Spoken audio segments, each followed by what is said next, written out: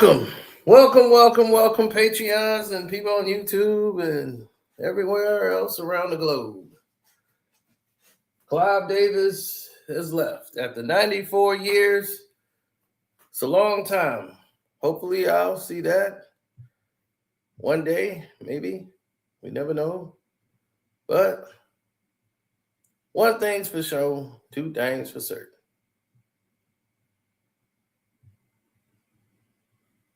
People who come in your path or your way, they do it for many different reasons. They come in for reasons that don't make a lot of sense to the genuine public, but it's a lot of different people who might feel indifferent. Now, you might say, well, what do you mean by that? I don't understand it. Well, it's quite clear to us. Now, when you see people such as us discuss the futures and the endeavors and what is actually transpiring in today's society when it comes to getting to the upper echelon of the upper elites, people seem to take for granted things that could be held in their hands. Clive Davis is one of those people that took the power and possession of belief of the old ways and brought it into fruition. Clive Davis is legendary for making people into stars. But what's done in the dark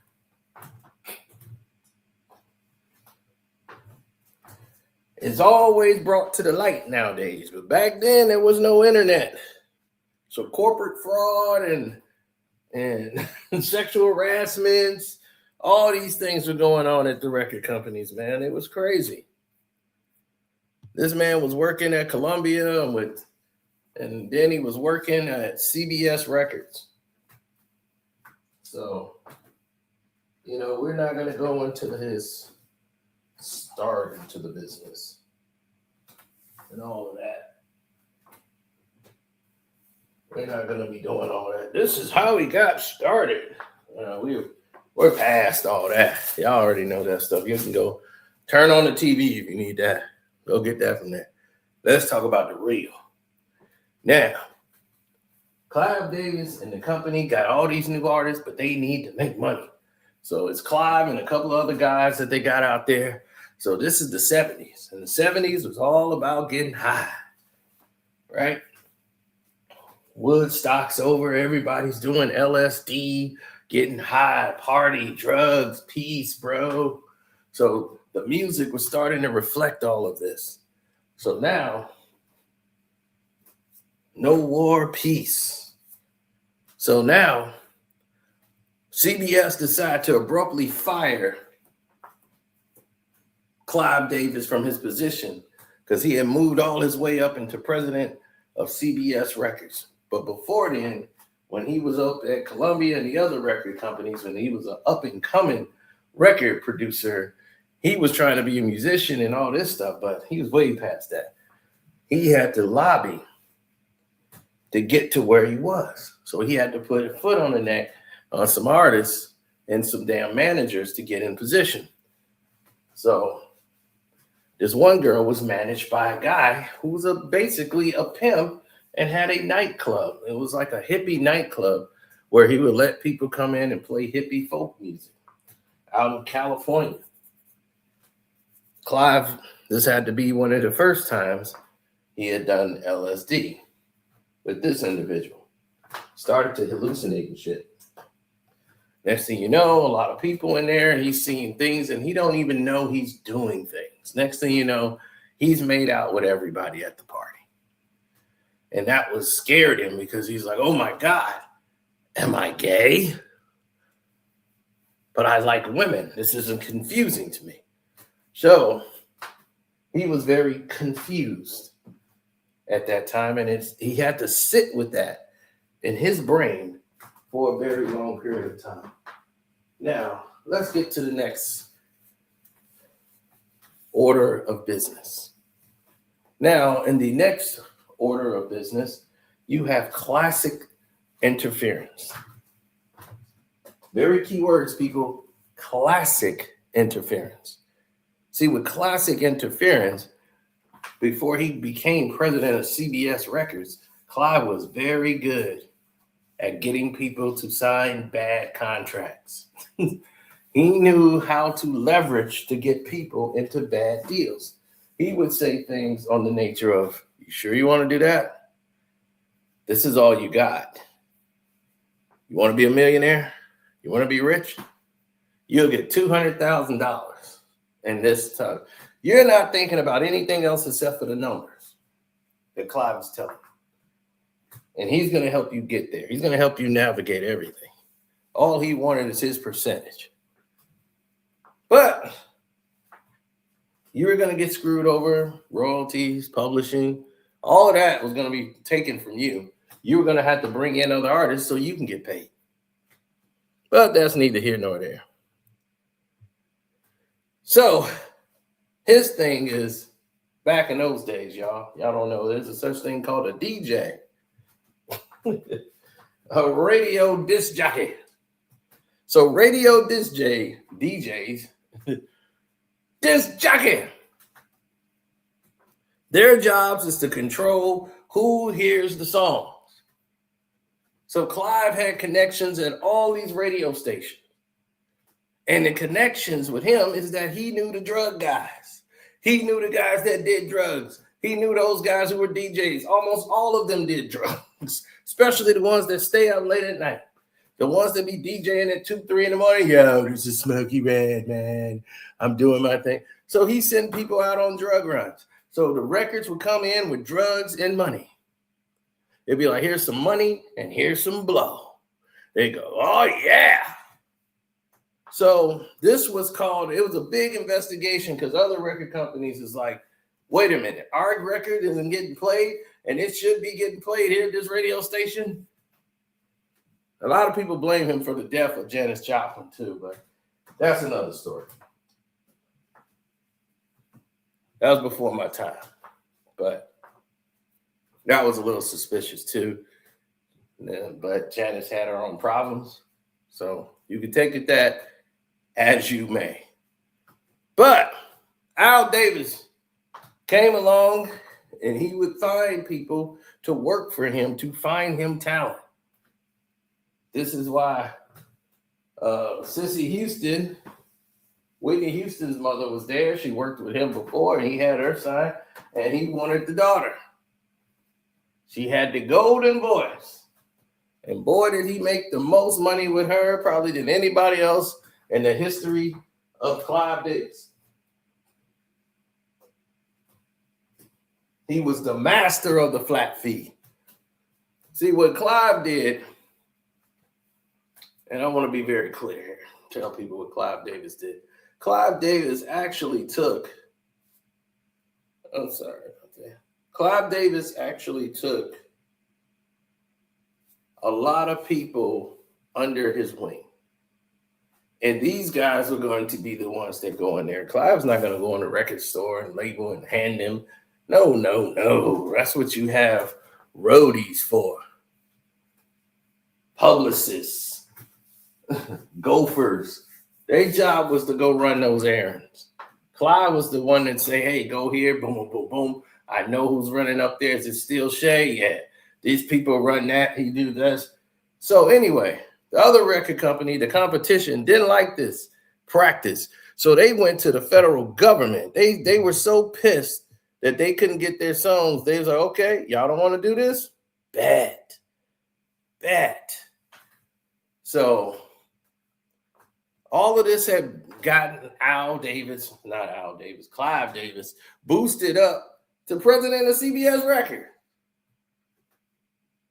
And then he took the corporate money, screwed up $100,000 for personal luxury items for himself that he was writing off on the company, drugs, everything. But he's saying, this is what you need to move forward. They didn't feel that way. So they fired him right after he redecorated his luxury apartment that he had in the Park West. Then he got a summer home in Beverly Hills. He fixed that up.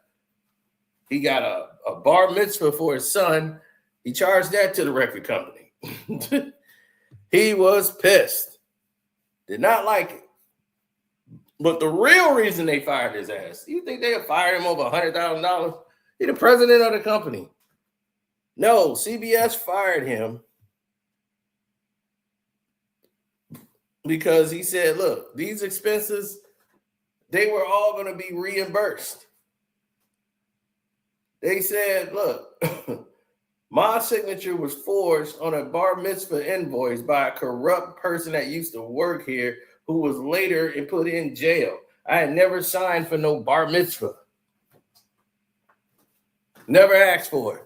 So the person had to fall on the sword for Al to get out. But the reason that CBS staged this to get him out of there was because they knew that this big investigation was coming. There was a big payola scandal going down in 73. That's right. There was a grand jury investigation into the music industry that they called drugola. Drugs mixed with payola, drugola. So the drugola operation with the drugs, the radio DJs, all of it. These illegal practices of bribing radio DJs to play records had came into existence using all of these disgruntled people that they said. And Clive Davis said, no, it wasn't me. It's the guy that's going to jail. Well, he worked for Clive. He was like, look, Clive's the reason I got all these drugs. But yes, he was a drug head. So that one bad employee was going to jail. And of course, after this federal probe showed no evidence tying Clive Davis to the payola and the drug trafficking or organized crime, because they tried to say this was organized criminal operation, which it all was, he was never charged with it. The one guy that they wrote off as the bad employee because he did everything Clive told him. He was one of those runners, those little roadies, right? He said he was guilty by association. So he had a tax evasion conviction on his record as well. Then he got charged for exploiting artists' contracts. And then he said, hey, I don't understand what's going on here. All these indie musicians don't make money anyway. But this is what he was saying. Like, hey, look, y'all don't make no money anyway. Y'all indie. But damn, publishings, masters, all of this. Kelly Clarkson was one of them. She had lost everything. This is why she got out of the music business, because she was like, oh, I'm not going to end up like the rest of these guys.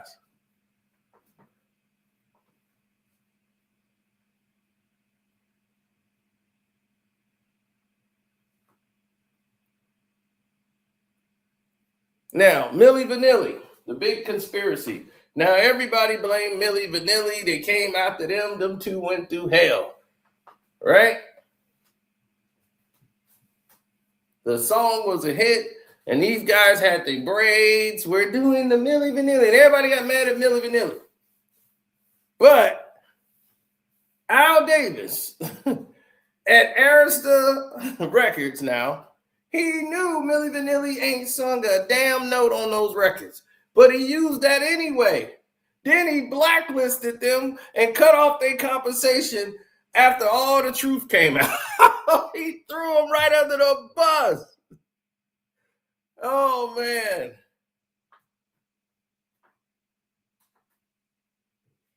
So during COVID, right, like the end of 2021, his chef had sued him in court for violating the labor laws by forcing him to cook and work excessive amount of hours without paying him overtime.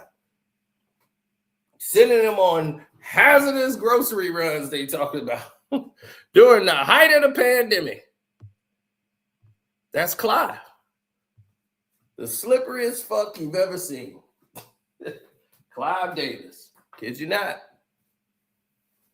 Now, when it comes to Whitney,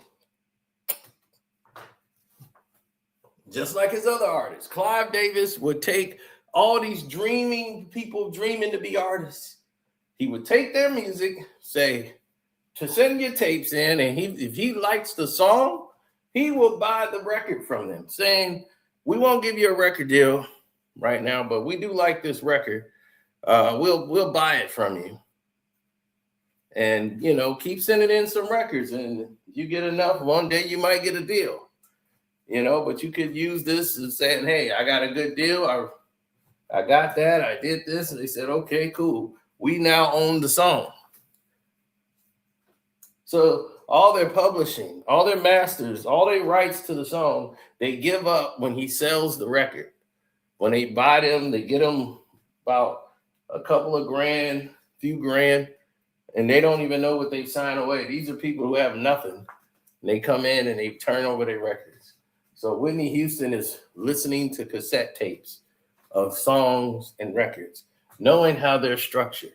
Whitney was the voice, but she didn't write a goddamn song. So your publishing and your royalties is going to be quite low because everything is dependent now on your voice.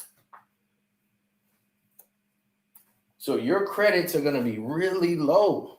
Everybody else is getting points off your albums. You're not getting a lot. Clive and them are. That's why you were his biggest artist. Whitney would bring more people to the label, and Clive was just keep Whitney okay. He gonna make sure Whitney's bills is paid. I'm gonna make sure she has this and that because she's gold. This was what he wanted. An artist who can just sing. She's gonna make millions of dollars just doing shows. So he'll put her in $100 million contract. Meanwhile, she's made this dude over $1 billion. Easy. He's got all the masters, the royalties, the back end money. All that's coming to Clive. He's paying everybody out in flat fees.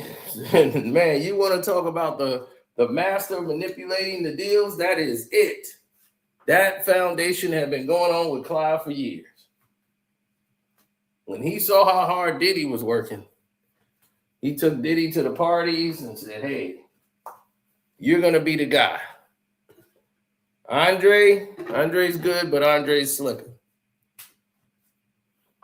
You're going to do your own thing." And that's how it was. He says, "This guy knows the new music. You know the old music, Andre. This guy here talking about Puff, he knows the new thing, the new music. He knows that. So you guys got the two worlds mixed together. We got it all."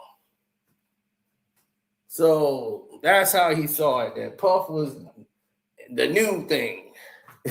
This new music, this kid knows it. He works hard. And Clive saw that. When he likes ambition, he wants to use the ambition to serve him. So that's what I remember about Clive the most. So these are the things about Clive you guys don't know. Yeah. One guy thought he was going to pull a gun on Clive Davis. He was like, "I'm going to pull a gun on Clive Davis. And Clive going to give me my money." This is an artist he had back in, I want to say, 1972. The guy decided he was going to pull a gun on Clive. It was like a music party or whatever. He's going to pull a gun on him. And didn't realize that Clive has protection from the Jewish, mafia, Jewish mafia, and like the JDL and all those guys. So they didn't play that game. That guy was beat damn near half dead, damn near. Got his fingers broke. He couldn't play the damn guitar anymore for a while, not the same way. And he blamed Clive. But to his avail, that artist never turned out to be anything because that artist was, according to the records, he was hooked on drugs and was having such a drug withdrawal and claimed that Clive owed him money when he was just a guy that played as a traveling guitarist. Clive, I guess, was managing him before. and he wanted a deal. He said he was promised a deal and never got it. How many times have we heard these stories, right? So that's that. And I'm out.